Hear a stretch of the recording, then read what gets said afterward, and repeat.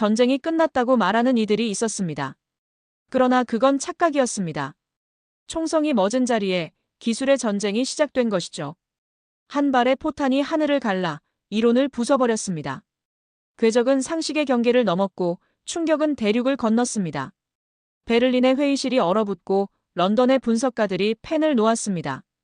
그들은 물었습니다. 도대체 어느 나라입니까? 마하 6, 155mm. 숫자는 냉정했지만 그 속엔 불타는 혼이 있었습니다. 세계가 자만에 잠든 사이 작은 반도에서 거대한 포성이 준비되고 있었죠. 발사 순간 세계가 숨을 죽였고 시간은 멈췄습니다. 하늘이 열리고 금속이 노래했습니다. 그날 하늘은 새 교본처럼 펼쳐졌고 모든 이론이 그 빛 앞에서 무릎을 꿇었습니다. 이제 세상은 새로운 이름을 기억하게 될 겁니다. 강철보다 단단한 그 나라의 이름. 대한민국. 폭발음이 귀를 찢었습니다. 500m 떨어진 곳에서 불길이 치솟고 있었고 그곳은 목표 지점이 아니었습니다. 민간 구역이었죠. 저는 모니터 앞에서 얼어붙은 채 무전기 너머로 들려오는 대피 명령 발령이라는 목소리를 듣고 있었고 주먹을 쥔 채 손톱이 손바닥을 파고드는 고통조차 느끼지 못할 만큼 충격에 빠져 있었습니다. 밤 10시 37분 베를린 나토 협력연구소 지하작전실에서 저는 재앙을 목격하고 있었습니다. 저는 에드워드 스틸입니다. 나토 군사기술 분석가로 25년을 살아왔고 그 전에는 걸프전에서 포병 장교로 복무했습니다.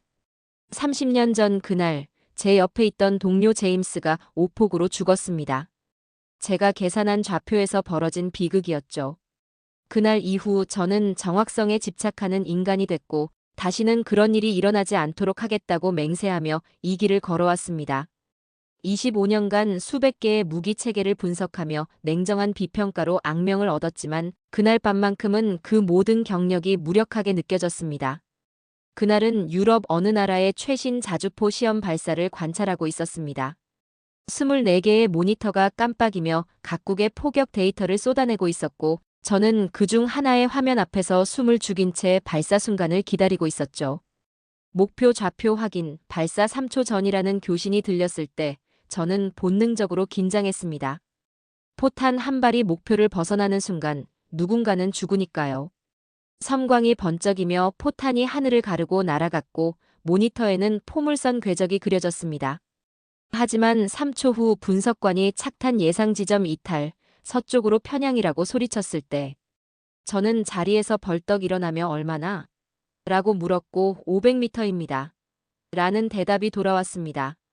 심장이 멎는 것 같았습니다. 완전한 실패였죠. 10초 후 폭발음이 들렸고 모니터가 하얗게 변하더니 연기가 피어올랐는데 목표 지점이 아니라 전혀 엉뚱한 곳에서였습니다. 작전실 안이 순간 정적에 휩싸였고 그 정적을 깬 건 민간 구역 근접이라는 무전이었습니다. 저는 그 자리에 선 채로 30년 전 그날을 떠올렸습니다. 제임스의 얼굴이 그가 쓰러지던 순간이 제 잘못이라는 죄책감이 한꺼번에 밀려왔습니다. 작전실을 나와 복도를 걸으며 저는 생각했습니다. 기술은 발전했다고 하지만 포탄은 여전히 빗나가고 155mm 포탄의 한계는 극복되지 않았으면 사거리가 늘어날수록 정확도는 떨어지고 바람과 온도, 습도까지 모든 게 변수로 작용해서 결국 누군가는 죽는다는 사실 말이죠. 사무실로 돌아왔을 때 책상 위엔 각국의 신무기 분석 보고서들이 쌓여 있었고 저는 의자에 앉아 무거운 한숨을 내쉬며 이 모든 게 무슨 의미가 있나 싶었습니다. 그때 문을 두드리는 소리가 들렸습니다. 들어오십시오라고 대답하자 문이 열리며 낯선 남자가 들어왔는데 동양인이었고 정확히는 한국인으로 보였습니다. 스틸 박사님이신가요? 라고 묻는 그의 영어는 유창했습니다. 저는 그렇습니다. 무슨 일이십니까? 라고 되물었지만 그는 대답 대신 한 장의 문서를 꺼내 제 책상 위에 조용히 놓으며 이걸 보셨으면 합니다. 라고 말했습니다. 저는 문서를 집어들었고 첫 줄에 적힌 램제트 포탄이라는 단어를 보는 순간 코웃음이 나왔습니다. 포탄에 엔진을 단다고요? 농담이십니까? 라고 묻는 제게. 그는 전혀 흔들림 없는 미소를 지으며 농담이 아닙니다. 이미 시험에 성공했습니다. 라고 대답했습니다. 저는 반신반의하며 문서를 펼쳤고 사거리 70km의 오차 범위 5m 이내 K9 자주포 호환이라는 수치들이 눈에 들어왔을 때 손이 떨리기 시작했습니다. 이 수치가 사실이라면 이건 혁명이었습니다. 30분 전에 목격한 그 재앙을 30년 전에 잃은 제임스를 모두 막을 수 있는 기술일지도 모른다는 생각이 들었습니다. 하지만 25년 경력의 분석가로서 저는 쉽게 믿을 수 없었습니다. 검증된 데이터입니까? 라고 묻자 그는 한국방산연구소에서 직접 실험했고 원하신다면 현장을 보여드릴 수 있습니다. 라고 대답했습니다. 저는 문서를 내려놓고 그 남자를 바라봤습니다. 심장이 두근거렸습니다. 만약 이게 사실이라면 전장의 역사가 바뀔 수 있습니다.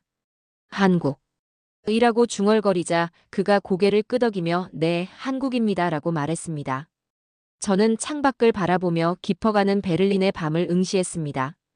그리고 결심했습니다. 이 기술이 진짜인지 제 눈으로 직접 확인하겠다고 25년 경력을 걸고서라도 진실을 밝히겠다고 말이죠. 인천공항에 도착한 건 사흘 후였습니다. 11시간의 비행 내내 저는 그 문서를 수십 번 읽었고 램제트 포탄이라는 말이 머릿속을 떠나지 않았습니다. 포탄의 엔진을 단다는 발상 자체가 비상식적이었지만 수치는 거짓말을 하지 않았고 사거리 70km의 오차 범위 5m라는 숫자가 사실이라면 전장의 판도가 완전히 바뀔 것이라는 생각이 들었습니다. 저는 회의적이었습니다만 동시에 가슴 한구석이 두근거리고 있었죠. 공항을 나서자 차가운 바람이 얼굴을 때렸고 11월의 서울은 베를린과 비슷한 온도였습니다. 마중 나온 사람은 베를린 제 사무실에 문서를 가져왔던 그 한국인이었습니다. 오시느라 수고하셨습니다. 스틸 박사님이라고 인사하는 그의 영어는 여전히 유창했고 시험장까지 2시간 거리입니다. 바로 출발하시겠습니까? 라는 물음에 저는 고개를 끄덕였습니다. 차는 서울을 벗어나 남쪽으로 달렸고 창밖으로 산과 들판이 지나갔습니다. 저는 창문에 기대어 생각에 잠겼습니다. 한국 방산 기술에 대해 사실 저는 크게 주목하지 않았었습니다. 빠른 속도로 따라오고 있다는 건 알았지만 선두주자는 아니라고 생각했죠. 미국, 러시아, 독일, 프랑스가 방산 기술의 정점이라고 믿었는데 지금 제가 보고 있는 이 문서는 그 믿음을 흔들고 있었습니다. 도착했습니다. 차가 멈췄고 저는 차에서 내렸습니다. 눈앞에 펼쳐진 광경에 숨이 멎었습니다. 넓은 시험장 중앙에 K9 자주포가 서 있었고 155mm 포신이 하늘을 가리키고 있었습니다. 거대했고 위압적이었지만 제 눈길을 끈 건 포신 옆에 서 있는 사람들이었습니다. 한국 개발팀이었습니다. 10명 정도였고 나이는 30대에서 50대까지 다양했는데 그들의 눈빛이 달랐습니다. 방어적이지 않았고 오히려 차분했으며 자신감이 느껴졌습니다. 한 남자가 다가왔는데 50대 초반으로 보였습니다. 스틸 박사님 환영합니다. 저는 김태준입니다. 이 프로젝트의 책임자죠. 악수를 청했고 저는 그의 손을 잡으며 단단한 악력을 느꼈습니다. 연구자의 손이 아니라 군인의 손 같았죠. 보여드리겠습니다. 김태준이 말했습니다. 말보다 증거가 낫죠. 저는 고개를 끄덕였고 팀이 움직이기 시작했습니다. 포탄을 장전하는데 일반 포탄과 달라 보였습니다. 뒷부분이 길었죠. 저게 램제트 엔진입니까? 제가 물었고 그렇습니다. 발사 후 점화됩니다. 그리고 포탄이 가속하죠 라는 대답이 돌아왔습니다. 저는 망원경을 받아 목표물을 확인했습니다. 67km 떨어진 지점에 빨간색 원이 선명한 표적이 세워져 있었습니다. 준비 완료. 누군가 외쳤고 김태준이 저를 바라보며 시작하겠습니다 라고 말했을 때 저는 숨을 멈췄습니다. 발사. 굉음이 대지를 흔들었고 포신에서 섬광이 터져나왔습니다. 포탄이 하늘로 솟구쳤고 저는 망원경으로 궤적을 추적했습니다. 처음엔 일반 포탄과 같았습니다. 포물선을 그렸죠. 하지만 3초 후 뭔가 달라졌습니다. 궤적이 변했고 포물선이 아니라 거의 직선에 가까워졌습니다. 저게. 저는 중얼거렸고 램제트 엔진이 점화됐습니다. 이제 포탄이 아니라 미사일입니다. 라는 김태준의 설명이 들렸습니다. 저는 믿을 수 없었습니다. 포탄이 하늘을 가르며 날아갔고 속도가 일반 포탄보다 훨씬 빨랐습니다. 30초가 지났고 40초, 50초가 지난 후 폭발음이 멀리서 들렸습니다. 저는 모니터를 봤습니다. 드론이 촬영한 영상이었고 표적이 완전히 파괴돼 있었습니다. 오차 3.2m. 분석관이 보고했습니다. 저는 얼어붙었습니다. 67km를 날아가서 오차 3.2m라니. 이건 불가능했습니다. 일반 포탄으로는. 하지만 제 눈앞에서 일어났습니다. 어떻게? 저는 김태준을 바라봤습니다. 어떻게 이게 가능합니까? 그가 미소 지으며 말했습니다. 믿음입니다, 박사님. 불가능을 믿지 않았습니다. 저는 필드 노트를 꺼내 떨리는 손으로 기록하기 시작했습니다. 발사 시간, 궤적, 착탄 정확도를 모두 적었습니다. 25년간 수백 개의 무기를 분석했지만 이런 건 처음이었습니다. 이건 단순한 기술 발전이 아니라 패러다임의 전환이었죠. 박사님.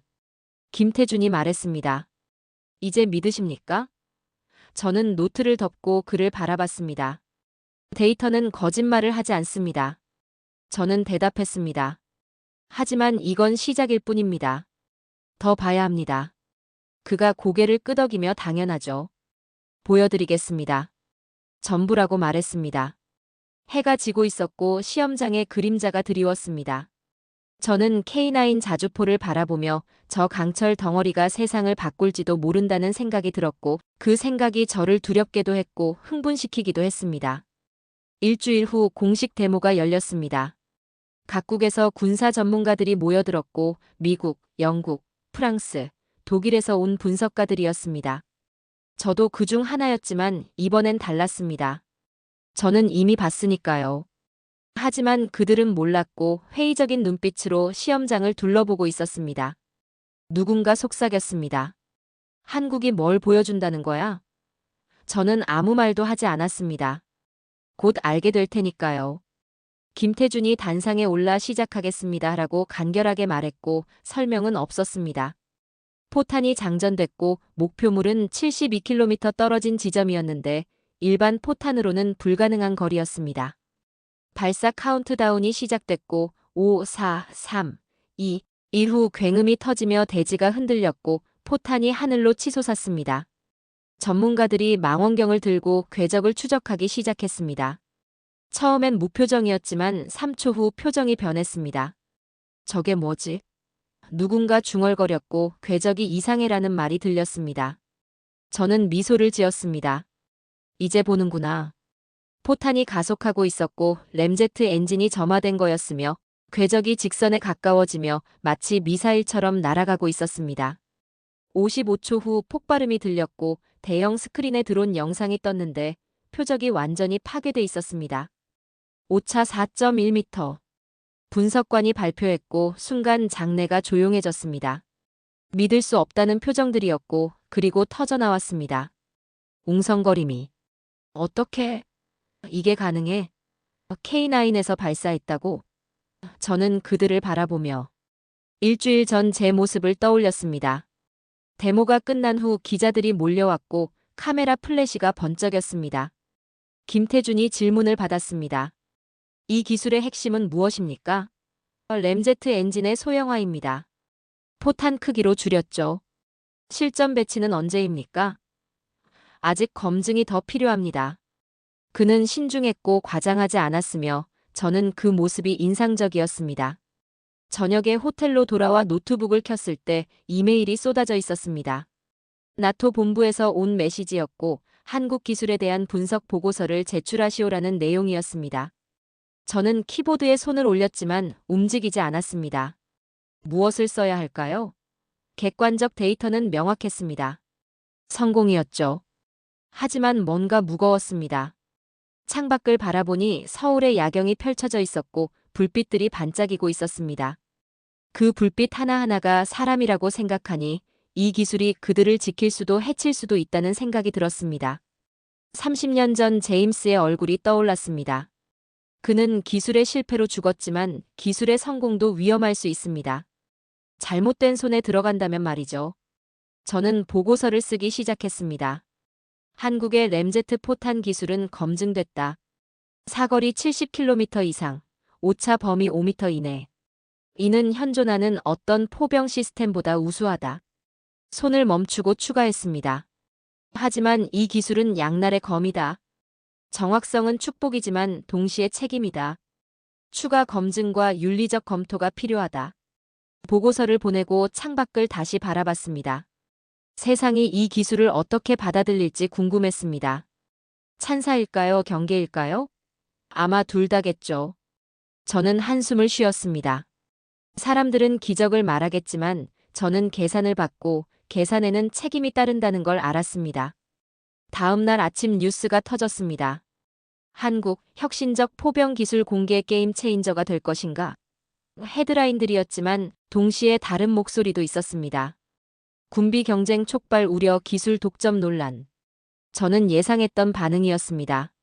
세상은 그렇게 움직이니까요. 저는 김태준에게 전화했습니다. 축하합니다. 세상이 주목하고 있습니다. 그가 대답했습니다. 감사합니다, 박사님. 하지만 이제 시작입니다. 더 많은 검증이 필요하죠.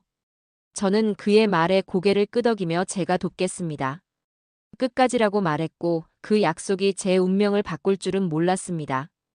브리세랭 비행기에 올랐을 때 저는 이미 알고 있었습니다. 뭔가 잘못 돌아가고 있다는 걸. 나토 본부로부터 긴급 소환 통보를 받은 지 이틀 만이었고 한국 기술에 대한 보고서 관련 청문회라는 공식 사유였지만 저는 느낄 수 있었습니다. 비행기 안에서 노트북을 켰을 때 이메일함이 폭발해 있었고 유럽 주요 방산업체들로부터 온 메시지들이 스틸 박사의 분석에 중대한 오류 가능성 추가 검증 없이 성급한 결론이라는 내용으로 가득했습니다. 저는 화면을 꺼버렸습니다. 오류라니. 제가 본 건 명확한 데이터였는데 말이죠. 브뤼셀에 도착했을 때 나토 본부 건물은 위압적이었고 회색 콘크리트로 지어진 그 거대한 구조물이 하늘을 찌를 듯 솟아 있었습니다. 엘리베이터를 타고 7층으로 올라가 회의실 문을 열었을 때 순간 공기가 달랐습니다. 냉랭했죠. 20명 정도의 사람들이 앉아 있었는데 나토 고위 관계자들과 낯선 얼굴들이었고 방산업체 대표들이라는 걸 한눈에 알 수 있었습니다. 스틸 박사 앉으시죠. 의장이 말했고 저는 자리에 앉았습니다. 테이블 위엔 서류가 쌓여 있었는데 제가 제출한 보고서였지만 곳곳에 붉은 줄이 그어져 있었습니다. 박사님의 보고서를 검토했습니다. 의장이 입을 열었고 우려스러운 점들이 있습니다라고 말했을 때 저는 눈을 가늘게 뜨며 무엇이 우려스럽습니까? 라고 물었습니다. 데이터의 신빙성입니다. 한 남자가 끼어들었는데 독일 방산업체 대표였습니다. 한국 측이 제공한 데이터를 그대로 신뢰하셨습니까? 저는 천천히 대답했습니다. 저는 현장에서 직접 확인했습니다. 발사 과정, 궤적, 착탄 결과까지 전부. 하지만 독립적 검증은 없었죠? 프랑스 대표가 말을 이었습니다. 한국 측이 준비한 환경에서 한국 측이 제공한 장비로 본 겁니다. 저는 주먹을 쥐었습니다. 제가 25년간 이 일을 해왔습니다.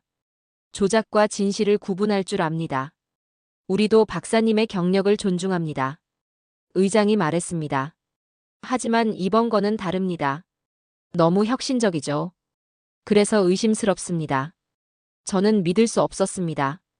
혁신적이라서 의심스럽다니. 그럼 제가 뭘 했어야 합니까? 사실을 거짓이라고 보고해야 했습니까?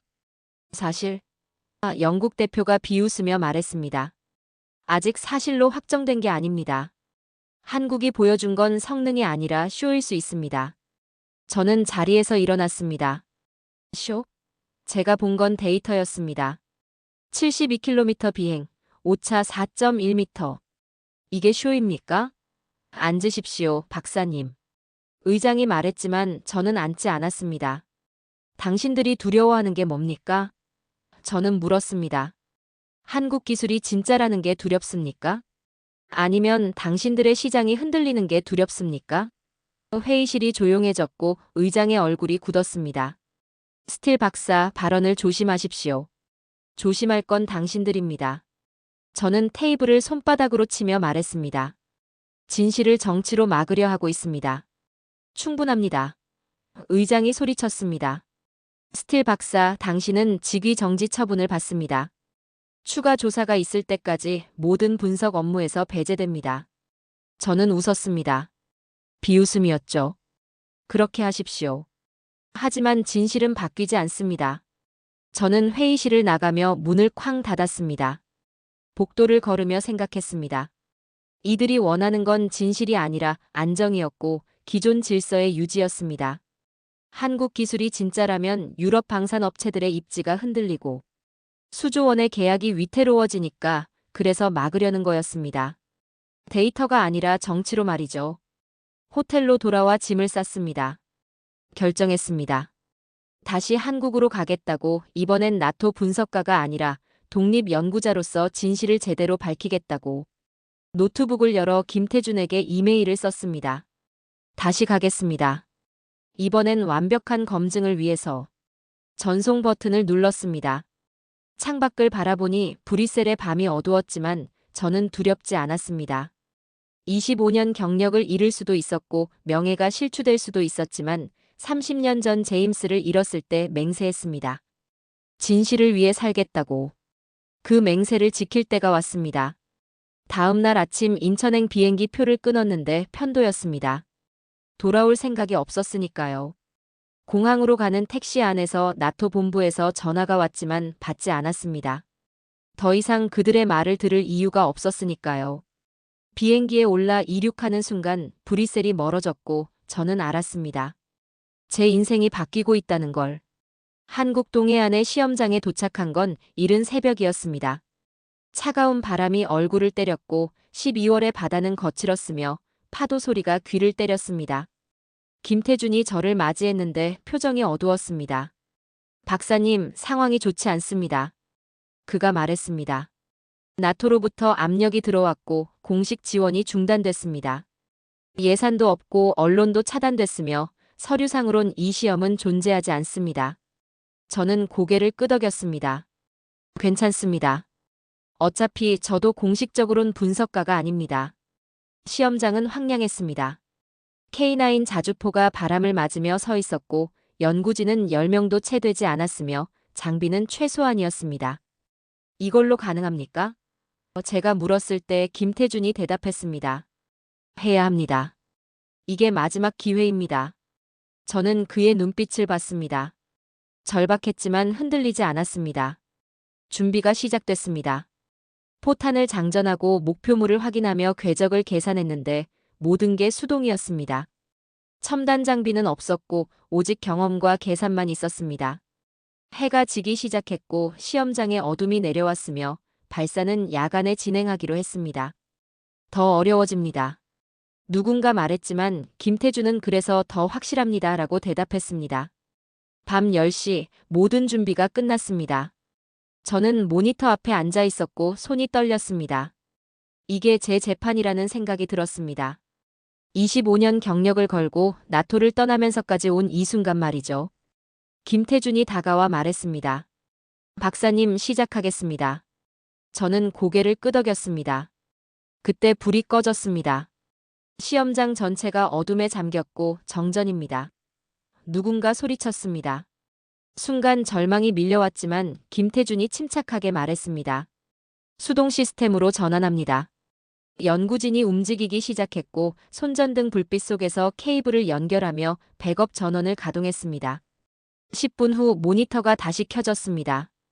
발사 준비 완료. 보고가 들어왔습니다. 저는 숨을 멈췄습니다. 김태준이 발사라고 명령했고 굉음이 터지며 섬광이 어둠을 갈랐습니다. 하얀 빛이 밤하늘을 찢었고 포탄이 하늘로 솟구쳤습니다. 저는 모니터를 응시했습니다. 궤적이 그려지기 시작했고 안정적이었으며 예상보다 더 정확했습니다. 70초가 지났습니다. 착탄. 누군가 속삭였습니다. 드론 영상이 떴고 표적이 정확히 맞아 있었습니다. 오차 측정 중. 분석관의 목소리가 떨렸습니다. 0.2m입니다. 순간 시험장이 조용해졌습니다. 0.2m. 70km를 날아가서 오차 0.2m. 저는 믿을 수 없었습니다. 아무도 환호하지 않았습니다. 연구진은 고개를 숙였고 어떤 이는 무릎을 꿇었으며 김태준은 하늘을 바라보고 있었습니다. 저는 그 침묵이 이해됐습니다. 이건 승리의 순간이 아니라 경외의 순간이었으니까요. 기술이 아니라 신념이 이긴 순간이었습니다. 저는 자리에서 일어나 김태준에게 다가갔습니다. 이건 말이 나오지 않았고 그가 저를 바라보며 말했습니다. 이건 더 이상 한국의 프로젝트가 아닙니다. 인류의 진보입니다. 저는 고개를 끄덕였습니다. 그날 밤 저는 수치를 본 게 아니라 의지를 받고 30년 전 제임스에게 했던 맹세가 이루어지는 순간을 목격했습니다.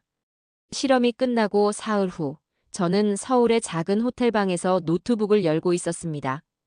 분석 작업을 하던 중이었는데 갑자기 이메일 알림이 터지기 시작했고 처음엔 한두 개였지만 순식간에 수십 개, 수백 개로 늘어났습니다.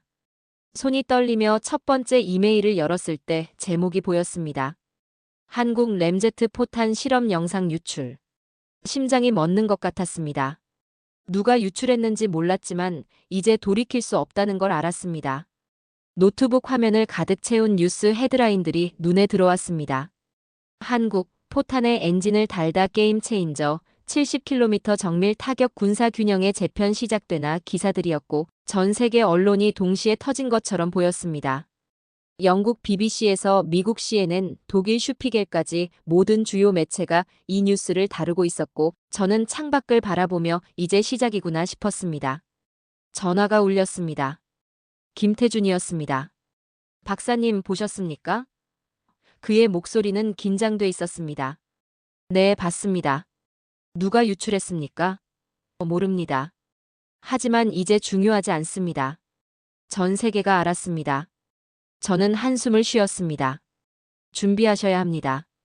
폭풍이 올 겁니다. 이미 시작됐습니다. 김태준이 대답했습니다. 기자회견 요청이 빗발치고 있고 각국 정부에서 연락이 오고 있습니다. 다음 날 서울 프레스센터에서 긴급 기자회견이 열렸습니다. 저는 참관인 자격으로 뒤쪽에 서 있었고 김태준과 한국방산연구소 관계자들이 단상에 올랐습니다. 플래시가 터지기 시작했습니다.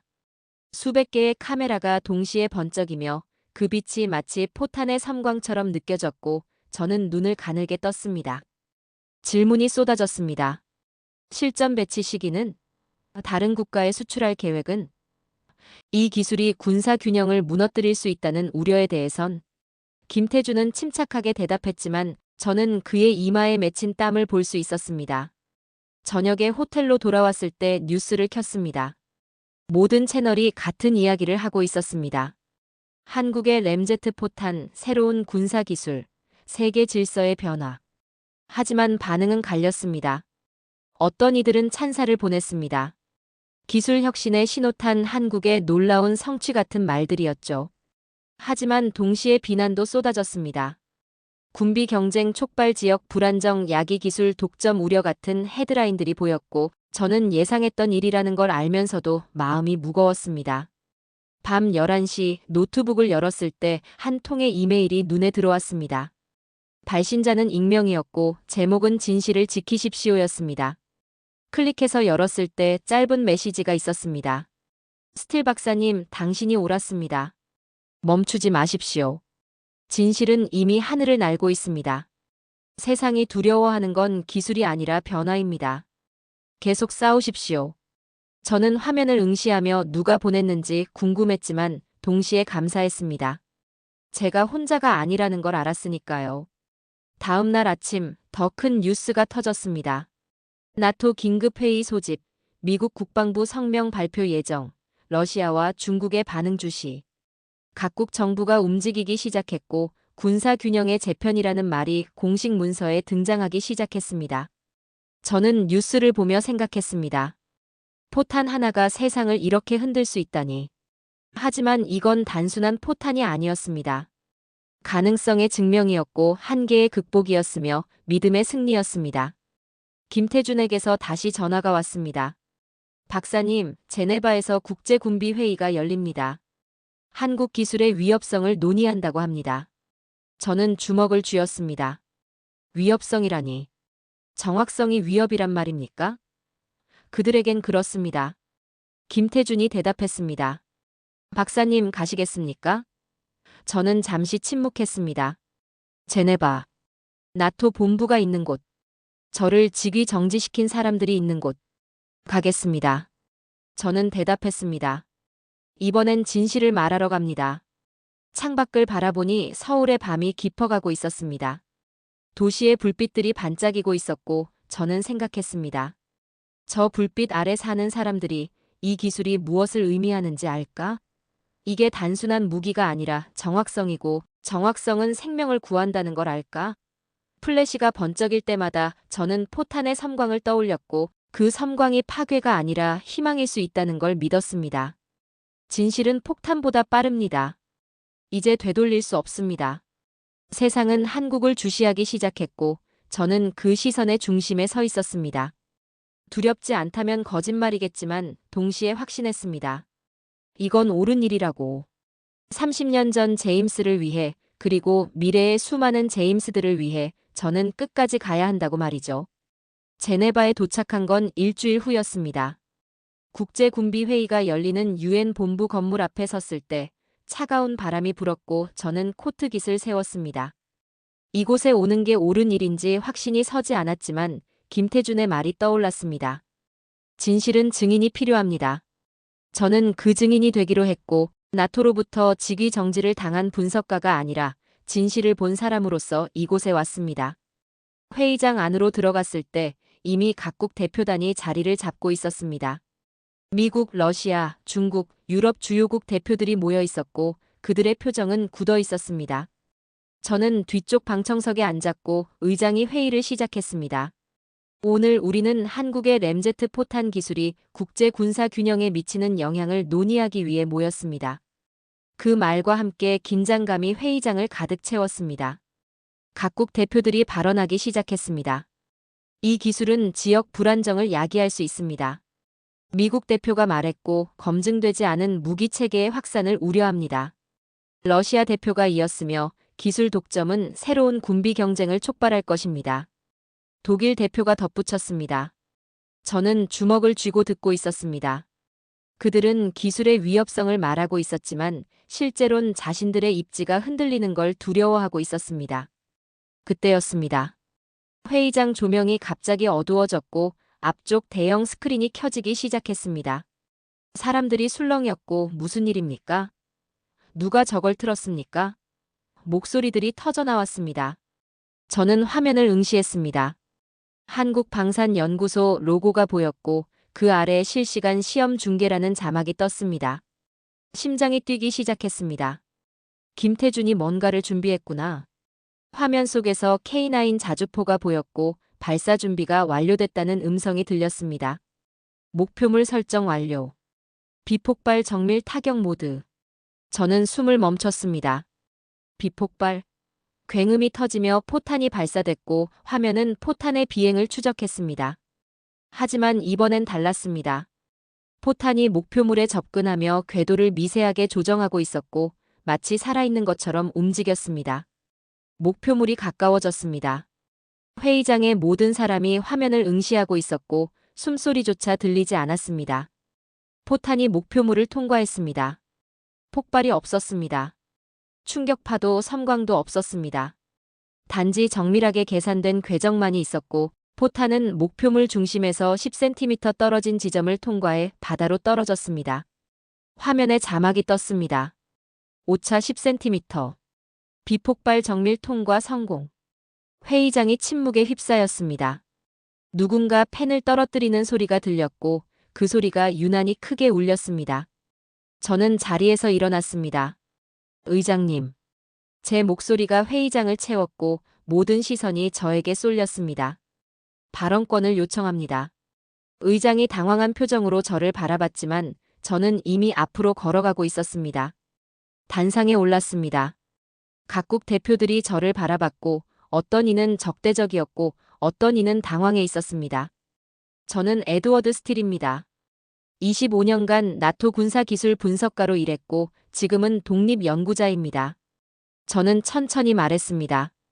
여러분이 방금 본 건 무기가 아닙니다. 정밀함입니다. 여러분이 두려워하는 건 파괴력이 아니라 정확성입니다. 한국이 만든 건 더 강한 폭탄이 아닙니다. 더 정확한 시스템입니다. 폭발 없이 목표를 통과할 수 있다는 건 원한다면 폭발을 정확히 제어할 수 있다는 뜻입니다. 이건 무분별한 파괴가 아니라 선택적 정밀함입니다. 30년 전 제 동료는 오폭으로 죽었습니다. 일주일 전 유럽에서 포탄이 500m 빗나가 민간 구역을 위협했습니다. 하지만 이 기술은 그런 비극을 막을 수 있습니다. 저는 회의장을 둘러봤습니다. 여러분이 진정 평화를 원한다면 이 기술을 두려워할 게 아니라 환영해야 합니다. 정확성은 생명을 구합니다. 침묵이 흘렀고 그 침묵을 깬 건 박수였습니다. 처음엔 한 사람, 그 다음엔 두 사람, 그리고 점점 더 많은 사람들이 박수를 치기 시작했습니다. 회의가 끝난 후 여러 대표단이 저에게 다가왔습니다. 더 자세한 설명을 들을 수 있습니까? 한국과의 기술 협력 가능성은? 분위기가 바뀌고 있었습니다. 위협에서 기회로, 두려움에서 관심으로. 저는 창밖을 바라보며 생각했습니다. 세상은 드디어 한국을 이해하기 시작했구나. 소음 없는 폭발이 세상의 질서를 바꾸었습니다. 제네바 회의가 끝나고 일주일 후, 저는 다시 한국 땅을 밟았습니다. 이번엔 공식 업무가 아니었고 누가 부른 것도 아니었으며 단지 제가 가고 싶었습니다. 동해안 시험장으로 가는 길은 고요했고 12월의 끝자락이라 바람은 차가웠지만 저는 개의치 않았습니다. 시험장에 도착했을 때 아무도 없었습니다. K9 자주포만이 여전히 같은 자리에서 바다를 바라보고 있었고 포신은 하늘을 가리키고 있었습니다. 저는 천천히 다가가 강철 포신에 손을 올렸습니다. 얼음처럼 차가운 금속이었지만 동시에 뭔가 따뜻한 게 느껴졌습니다. 이 강철 덩어리가 세상을 바꿨고, 아니 정확히는 이 강철을 믿었던 사람들이 세상을 바꿨습니다. 저는 포신을 따라 손을 움직이며 생각했습니다. 힘이란 건 단순히 파괴하는 능력이 아니라 정확히 겨누는 능력이고, 정확히 겨누기 위해선 무엇을 지킬지 먼저 알아야 한다는 걸 말이죠.